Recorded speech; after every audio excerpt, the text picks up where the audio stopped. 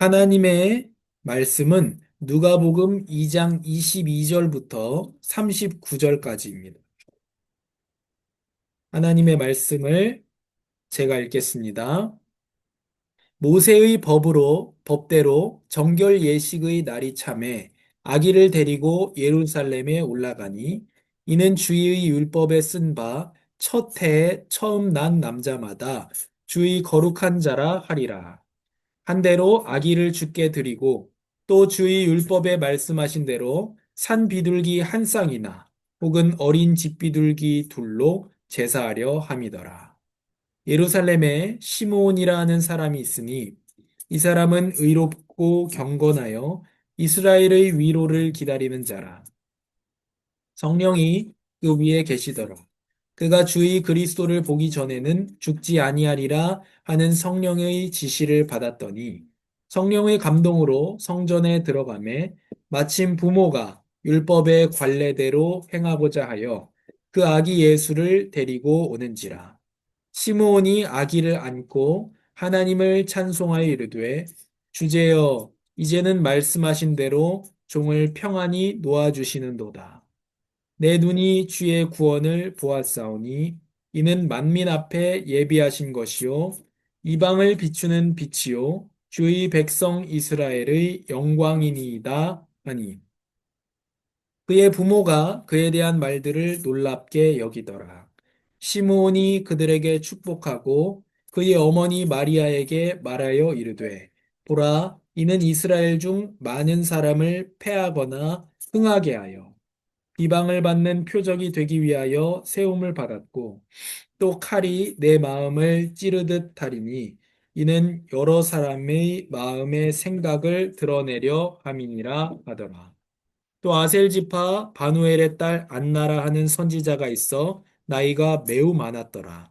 그가 결혼한 후 7해 동안 남편과 함께 살다가 과부가 되고 84세가 되었더라. 이 사람이 성전을 떠나지 아니하고 주야로 금식하며 기도함으로 섬기더니 마침 이때에 나와서 하나님께 감사하고 예루살렘의 속량을 바라는 모든 사람에게 그에 대하여 말하니라. 주의 율법을 따라 모든 일을 마치고 갈릴리로 돌아가 온 동네 나사렛에 이르니라. 아멘.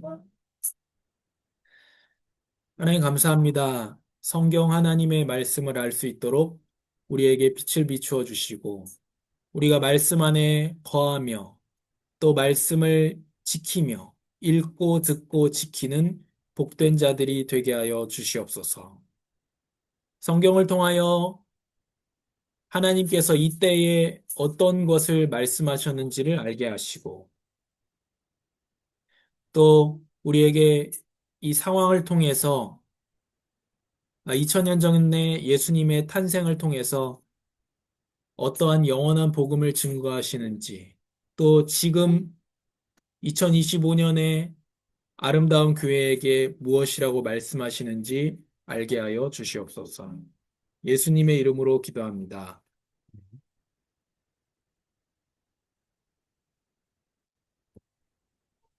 거절의 표적이 될 악입니다. 사실 성탄절은 없습니다. 왜냐? 예수님의 오심으로 모든 절기는 다 완성이 되어 버렸고 그것을 붙들고 있을 이유가 없기 때문입니다. 우린 장로교잖아요. 장로교는 웨스트민스터 신앙고백서를 아, 교단의 헌법으로 가지고 있습니다. 거기에 예배 모범의 마지막에 뭐라고 돼 있냐면 예수님이 지정하신 거룩한 날인 주일을 제외하고는 우리가 특별한 행사나 절기나 뭐 그런 것들을 만들어내서는 안 된다. 이렇게 말하고 있습니다. 그래서 사실은 송구영신도 뭐 해도 되고 안 해도 되고 성탄절도 해도 되고 안 해도 되고 뭐 추수감사 뭐 다 마찬가지입니다. 절기라는 건 없습니다. 그냥 기념일이고 내 특별히 한 날을 정하여 그날에 어떤 특별한 감사의 날을 만들자. 또 그럴 수 있는 것이고요. 그래서 우리는 성탄 예배를 8월에 하겠다. 그럼 하면 되는 겁니다. 우리는 감사에 대해서 특별히 감사하는 그런 날을 우리는 뭐 1월 달에 하겠다. 그럼 1월에 하면 되는 것이고. 그렇다고 해서 12월 25일에 성탄의 감사, 예수님의 탄생에 대해서 감사하는 예배 드리는 교회를 뭐 째려볼 필요도 없는 것이고. 그렇습니다. 우리가 걱정해야 되는 것은 뭐냐면 예수님에 대해서 없어지고, 교회에서 없어지고, 예수님의 탄생에 대해서, 예수님의 십자가와 부활에 대해서 교회에서 없어지고 세상에서 없어지는 것. 그것이 우리의 염려이고, 또 무엇보다 우리 아이들이 아, 더 예수님의 탄생에 대해서 기억하면 좋겠다 해서 우리가 오늘 모이게 됐습니다. 그래서 우리에게 중요한 것은 날이 아니고 아, 예수님의 탄생이죠. 그것이 우리에게 늘 마음속에 있어야 되고 마리아가 곰곰이 생각했습니다. 그 천사들이 목자에게 말을 전했고 목자들이 마리아에게 말을 전했는데 마리아는 그것을 천사들이 전한 예수님의 탄생에 대한 말을 마음에 담아두었고 곰곰이 생각했습니다. 그런 것처럼 우리에게 매일매일 예수님의 탄생에 대해서 곰곰이 생각하고 마음에 담아야 되는 것입니다. 그래서 성탄 찬송 평소에도 우리가 많이 불러야 돼요. 예수님의 탄생을 우리가 마음에 두어야겠습니다. 또 산타클로스도 없습니다. 그래서 어떤 엄마가 물어본 거예요. 우리 아들은 크리스마스 선물 받았느냐고. 그래서 우리는 뭐 산타 없다. 산타 없다고 우리는 가르친다. 산타 같은 건 없다. 엄마 아빠가 주는 거다. 근데 사실은 너가 선물 받을 이유도 없다. 뭐 그런 거죠. 근데 지금 너무 세상의 문화 속에서 산타만 있고 아예 예수님은 없는 성탄이라는 말도 잘 없죠. 그러니까 크리스마스라 그러니까 무슨 날인지도 다 모르고 또 더 나아가서 이제는 크리스마스가 아니라 홀리데이라고 하는 그런 상황 속에서 그런 문화적인 안타까움 때문에 우리가 지금 모여서 예배하고 있습니다. 우리는 날이 중요하지 않은데도 그렇게 하고 있습니다. 뭐 마트 같은 데 가봐도 모든 장식품이 다 산타와 루돌프지. 사실 성탄을 상징하는 그거는 마구간이죠. 근데 마구간은 그렇게 넓은 마트에 단 한 개도 없습니다. 다 산타와 루돌프와 눈사람으로만 채워져 있습니다. 그래서 이것들이 우리에게 문화적인 안타까움이 있어서 우리가 모여서 예배하고 있습니다. 우리가 정확한 것들을 우리의 자녀와 사람들에게 전해주는 것이 중요합니다. 그래서 이렇게 얘기했더니 그 엄마가 아연실색을 했다고 하던데 애들한테 3살 된 애기한테 산타 없다고 얘기하니까 근데 없으니까 이제 우리는 예수님의 나심을 기념한다. 그래서 우리 중요한 내용입니다. 이때 예수님께서 예루살렘으로 오셨습니다. 왜 오셨을까요? 아기 예수님이 정결 예식을 행하러 오셨습니다. 또 첫 아들 봉헌을 하기 위해서 오셨습니다. 이게 뭔지는 조금 이따 보고 예루살렘에 시므온이라는 사람이 있었습니다. 또 안나라고 하는 여자가 나옵니다. 이 두 사람은 다 의롭고 경건한 사람으로 하나님께서 이스라엘을 위로하실 날을 손꼽아 기다리고 있었습니다. 그리고 성령께서 시므온에게 머물러 계셨습니다. 왜냐하면 그에게 주의 그리스도를 보기 전에는 죽지 않으리라는 성령의 계시가 있었습니다. 또 27절에 시므온이 성령에 이끌려 성전뜰 안으로 들어갈 때 여기 25, 26, 27절에 성령 하나님에 대해서 말씀하고 있습니다. 시므온이 성령에 이끌려 성령의 계시가 있었다. 그 사람은 성령이 머물러 있는 사람이었다. 이걸 볼 때 예수님의 탄생에 성령 하나님께서 아, 지금 관여하시고 일하고 계시다는 것을 볼 수 있습니다. 또 예수님의 탄생에 대해서, 동정녀 탄생에 대해서 성령의 감동을 받은 사람만 믿을 수 있다는 사실을 우리가 알 수 있습니다. 그래서 예수님의 탄생 가운데 성탄에 성령 하나님께서 일하셨다는 걸 볼 수 있고, 이것이 누구에게 나타났느냐? 하나님의 위로하실 날을 기다리는 사람에게 나타났습니다. 그래서 시므온에게 성령께서 머물러 계셨습니다. 그래서 성령님이 계신 사람만 예수님을 구원자로 알아볼 수 있습니다. 모두에게 기쁜 날입니다. 모두가 즐깁니다. 하나님을 믿지 않는 사람도요. 제가 오늘 예배하러 오는데 너무 좋은 거예요. 뭐 예배하러 와서 좋기도 한데 차가 하나도 없어요. 도로에. 왜 도로에 차가 없을까요? 오늘 휴일인데 어제 술 먹고 이제 다 성탄 이브는 어떤 날입니까? 숙박업소들이 손꼽아 기다리는 모텔이 꽉꽉 차는 날로 그런 날이 된 거죠. 그 술을 많이 먹고 모텔 가는. 그러니까 도로에 차가 없습니다. 뭐 그렇게 안 했더라도 다 어제 밤에 다 술 먹고 이제 뻗어 자는. 근데 오전에 왔기 때문에 조용한 거죠. 도로가 조용한 거죠.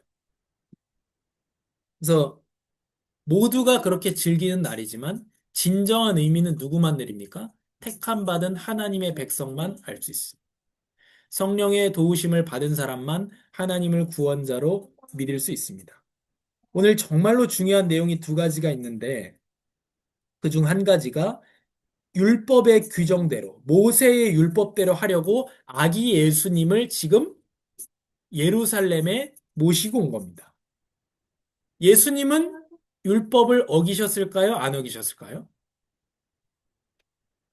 완전한 사람이신데 예수님은 율법을 하나도 어기지 않았습니다. 그 말은 무엇입니까? 생각으로도 범죄한 적이 없습니다. 그래서 성경에 뭐라고 하느냐? 죄를 알지도 못하신 분이다. 그래요. 그건 뭐예요? 하나님 전지하신데, 다 아신데, 어떻게 아시는데, 어떻게 죄를 알지도 못합니까? 죄에 대해서 빠삭한 것은 지식이 아닙니다. 선에 대한 무지이죠. 그래서 예수님께서 죄를 알지도 못하고 죄를 범하지도 않은 것은 능력이 없다는 게 아니고 오히려 선을 행할 능력이 충만하다는 것이죠. 선을 행할 능력이 없어서 죄를 짓는 거니까요. 그래서 예수님은 율법의 요구를 완성하셨습니다. 예수님이 세례받을 이유가 있습니까? 없죠. 그러나 우리가 성령 하나님께 세례를 받기 위해서 요한에게 사람에게 세례를 받잖아요. 예수님이 재판받을 이유가 없는데 본디오 빌라도에게 재판을 받죠. 그래서 우리가 하나님께 대하여 심판으로 멸망하지 않도록 보존하십니다. 그래서 예수님께서는 이 율법의 요구대로 우리를 구원하시기 위해서 율법 아래 들어가신 겁니다. 그래서 예수님은 율법 아래에 태어나셨습니다. 왜냐? 율법 아래에 있는 우리를 율법의 정죄에서 해방하시기 위해서 그렇습니다. 그래서 이는 그리스도 예수 안에 있는 생명의 성령의 법이 죄와 사망의 법에서 너희를 해방하였습니다. 어떻게요? 예수님이 율법 아래에 태어나셨어요. 율법을 다 지키며 사셨기 때문에 그렇습니다.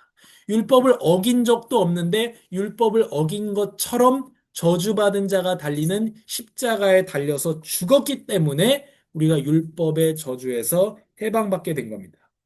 그 오늘의 율법의 내용이 뭐냐? 첫 아들 봉헌이고요. 그 다음에 산모의 정결의식입니다. 산모는 아들을 낳으면 40일이 지나서 비둘기를 드리는 예배를 드려야 됩니다. 예루살렘에서. 산모의 정결 의식입니다.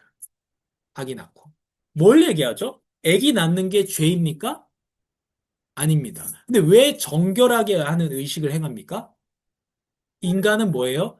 탄생부터 죄인으로 태어난다는. 아기가 태어난 건 기쁠 일이지만 또 뭐, 어떻게 보면, 다른 점에서 보면 어떻습니까? 죄인이 태어나는 거예요. 다윗이 이렇게 말합니다. 내가 모태에 있을 때부터 범죄하였고, 태어날 때부터 죄인이었다.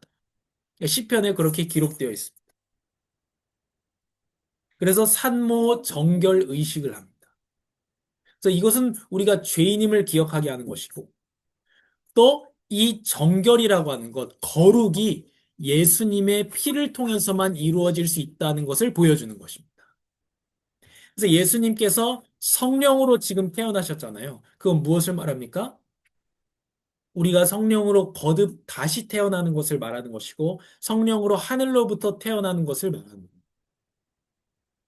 그래서 정결 의식을 통해서 나오는 것처럼 우리가 죄인으로 이 땅에 태어났는데, 예수님께서 성령으로 말미암아 거룩하게 태어나셔서 예수님을 믿는 사람들이 거룩하게 성령으로 말미암아 다시 태어나게 하시는 구원을 말씀합니다.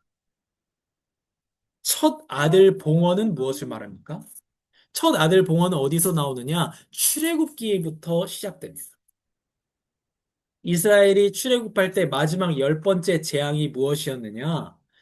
첫 아들이 죽는 것이었습니다. 근데 면제받을 수 있는 방법이 있습니다. 뭐죠? 문설주에 피를 바르는 겁니다.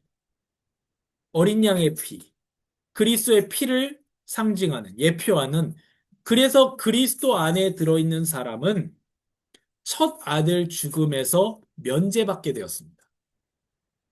그렇기 때문에 하나님께서 출애굽하신 이후에 너희의 첫 아들은 다 내 거다. 왜 내 거예요? 죽을 목숨을 살려줬기 때문에 하나님 거라는 거예요. 그래서 하나님께 첫 아들은 다 바치는 겁니다. 그런데 첫 아들 다 바치는 건데 첫 아들을 뭐 죽여서 바치겠습니까? 어떻게 바치겠습니까? 그래서 첫 아들 대신에 레위 지파가 하나님 앞에 봉사하게 하십니다. 그첫 아들을 다 생이별을 시키지 않고 첫 아들 대신에 첫 아들 대신에 레위 지파 이렇게 된 겁니다. 그리고 레위 지파에게 대속금을 냅니다. 첫 아들 대신에 돈을 헌금을 드리는 거예요. 대속금을 냅니다. 그래서 첫 아들 봉헌은 뭐예요? 예수님 낳았으니까 이제 그의 부모인 요셉과 마리아가 정결 예식을 행하고 비둘기로 행하는 거죠. 그리고 첫 아들 봉헌을 하기 위해서 헌금을 드리기 위해서 가져온 겁니다.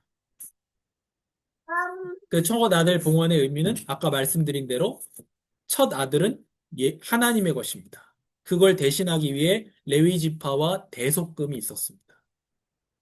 그래서 첫 아들 대신에 대속금을 드렸죠. 근데 예수님은 예수님을 위한 대속금이 이때 드려졌지만 예수님은 대속금으로 드려진 분이 아닙니다. 예수님은 어떻게 드려졌죠? 진짜로 죽음으로 드려진 하나님 앞에 진짜로 죽음으로 드려진 예물이 되셨습니다. 희생이 되셨습니다. 그래서 예수님이 이 율법의 규정을 지키러 아기 예수님이 예루살렘에 들어온 것이 이렇게 어마어마한 복음의 내용을 담고 있습니다. 성령으로 태어나신 것이 우리를 죄인으로 태어난 태에서 태어난 우리를 거룩하게 하시고 성령으로 우리를 다시 태어나게 하시고 예수님만이 우리를 정결하게 하신다는 것이 산모의 정결의식에서 나타납니다. 또 첫 아들 봉헌에서 예수님이 우리의 죄를 대속하신 대속물이 되셨다는 것이 나타납니다. 그래서 이 두 가지를 통해서 율법의 요구를 다 만족시키셨고 예수님은 우리를 율법의 정죄에서 해방하십니다. 이 내용이 이방 사람에게는 계시에 비치고 주의 백성 이스라엘에게는 영광입니다. 시므온은 축복하고 말합니다. 이 아기는 이스라엘 가운데 많은 사람을 넘어지게도 하고 일어서게도 할 것입니다. 어제 예배에 이어서 누가복음 2장 앞부분에 이어서 예수님은 많은 사람을 넘어지게 만듭니다. 믿지 못한 자를 넘어지게 만드는 분이 예수님입니다. 또 예수님은 일어서게도 합니다. 예수님은 세워지셨는데 왜 세워지셨느냐? 비난받는 표적이 되기 위하여 세워지셨습니다. 또 이제 십자가에 세워지셨습니다. 세워지십니다. 왜냐? 비난받는 표적이 되기 위해 높은 데 장대에 달리신 겁니다. 예수님은 비난당하고 거절당하셨습니다. 그래서 예수님은 거절이 표적이 될 아기가 되셨습니다. 예수님은 누구를 넘어지게 합니다. 누구에게입니까? 구원받는 자에게나 망하는 자들에게나 그리스도의 향기입니다. 예수님은 사망에 있는 자는 사망에 이르는 냄새가 됩니다. 택함 받지 못한 자, 사망에 있는 사람은 그대로 사망에 이르게 만드는 분이 이 기쁜 소식입니다. 그래서 망하는 자는 뭐 때문에 망합니까? 복음 때문에 더 망합니다. 복음은 망할 사람, 악인을, 사망에 있는 사람을 더 망하게 만듭니다. 왜 그렇죠? 악인에겐 이제 무슨 죄까지 추가됩니까? 복음을 거부한 죄까지 추가되기 때문에 그렇습니다. 그래서 예수님을 거부한 죄가 얼마나 큽니까? 그 죄까지 추가되기 때문에 사망은 있는 사람은 더 사망에 이르게 됩니다. 복음을 거부한 사람은 더 망합니다. 그래서 복음을 거절한 사람에게 심판을 확증해버리고 어떤 사람에게는 생명에서 생명에 이르는 향기가 되는 것이 복음입니다. 왜냐? 그리스도의 이 탄생은 복음은 택함 받은 사람에게는 믿음으로 말미암아 생명을 확증하기 때문인 것입니다. 그래서 하나님의 자녀는 복음으로 말미암아 더 살았고 사망에 있는 사람은 복음으로 말미암아 더 망합니다. 그래서 하나님께서 우리를 이렇게 이 말은 뭡니까? 우리를 복음으로 더 부르시고 있는 겁니다. 지금. 또 초대하라고 하시는 겁니다. 그래서 예수님에 대한 반응이 흑과 백으로 나누어집니다. 이 세상에 많은 것들이 흑과 백으로 나누어지지 않습니다. 그러나 복음에 대한 반응은 반드시 흑과 백으로 나타납니다. 그래서 복음을 받아들이거나 예수님을 사랑하거나 예수님을 죽이고 싶어 하거나 둘 중에 하나로 나타나게 됩니다. 많은 사람의 마음속의 생각이 드러납니다. 뭐죠? 진짜 악인과 의인이 예수님의 복음 앞에 갈리게 됩니다. 착한 척하지만 결국 자기의 의를 드러내고 하려는 사람은 복음 앞에 그게 드러나게 되는 것이죠. 그리고 칼이 당신의 마음도 찌를 것이다. 무엇입니까? 마리아가 마음 아파할 것입니다. 왜냐? 예수님은 죽기 위해 태어나신 분이기 때문에. 이 세상의 모든 아기가 다 태어나서 죽습니다. 그러나 죽으려고 태어난 아기는 없습니다. 하지만 예수님은 죽으려고 태어나셨습니다. 우리를 위해서. 우리가 이 지난 복음의 이 말씀을 우리의 마음속에 마리아가 그랬던 것처럼 곰곰이 담아야 됩니다. 예수님은 죽으려고 태어난 아기이고 거절당하려고 태어난 아기가 되셨습니다. 왜냐? 우리를 살리기 위해서. 왜 거절당하려고 예수님 태어나셨냐? 우리가 용납되게 하시기 위해서 예수님은 거절당하셨습니다. 또 십자가 위에서 거절당하셨습니다. 사람들에게 거절당하셨습니다. 아버지에게 거절당하셨습니다. 그래서 우리가 받아들여지게 하셨습니다. 하나님 아버지에게.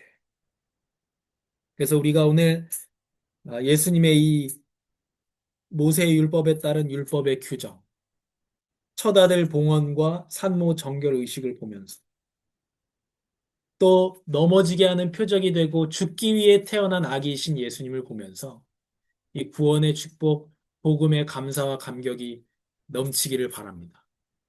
그래서 우리가 어떻게 해야 됩니까? 시므온과 안나와 같이 하나님의 나라를 바라보고 구해야 됩니다.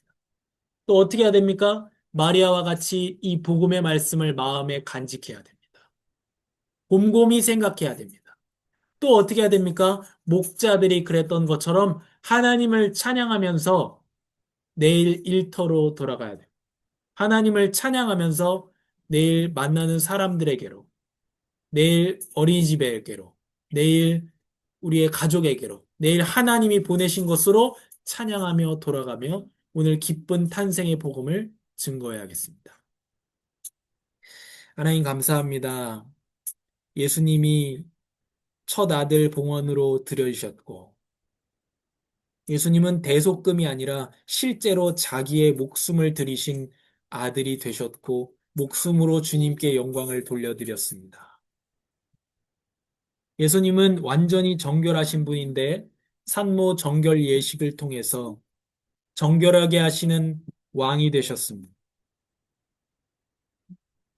예수님의 성령으로 말미암아 태어나심이 우리가 성령으로 말미암아 다시 태어나며 우리가 거듭나는 그 복음이 되게 하여 주시니 감사합니다. 예수님의 거룩이 믿는 자들에게 우리의 거룩이 되게 하여 주시니 너무나도 감사합니다. 예수님이 율법 아래 태어나셔서 율법을 다 지키셔서 율법의 요구를 완성하시고 우리가 율법의 저주 아래에서 해방되게 하여 주시니 감사합니다. 죽기 위해 태어나셔서 죽으시고 마리아가 마음의 칼에 찔리게 하시고 그래서 예수님의 아무도 죽기 위해 태어난 아기가 없는데 죽기 위해 태어난 아기가 되셔서 우리를 위하여 죽으시고 그래서 우리가 죄에 대하여 죽게 하시고 아버지께 버림을 받으시고 그래서 우리가 아버지에게 선택과 용납함을 받게 하여 주시고 다시 사심으로 우리가 하나님께 대하여 의에 대하여 살게 하여 주시니 감사합니다. 지금도 아버지 우편에서 우리를 위하여 기도하여 주시니 감사합니다. 예수님께서 대위임 명령하신 대로 모든 사람에게 복음을 전하며 가르치신 모든 것을 분부하신 것들을 가르쳐 지키게 하여 주시옵소서. 마리아와 같이 우리의 마음속에 이 귀한 복음을 곰곰이 생각하고 간직하게 하시고 시므온과 같이 하나님의 나라를 기다리며 우리 있는 곳에서 하나님 나라를 세워가게 하시고 목자들과 같이 기뻐 찬송하며 오늘 내일 하나님 보내신 곳으로 복음 증거하기 위해 돌아가게 하여 주시옵소서. 감사드리며 예수님의 이름으로 기도합니다. 아멘.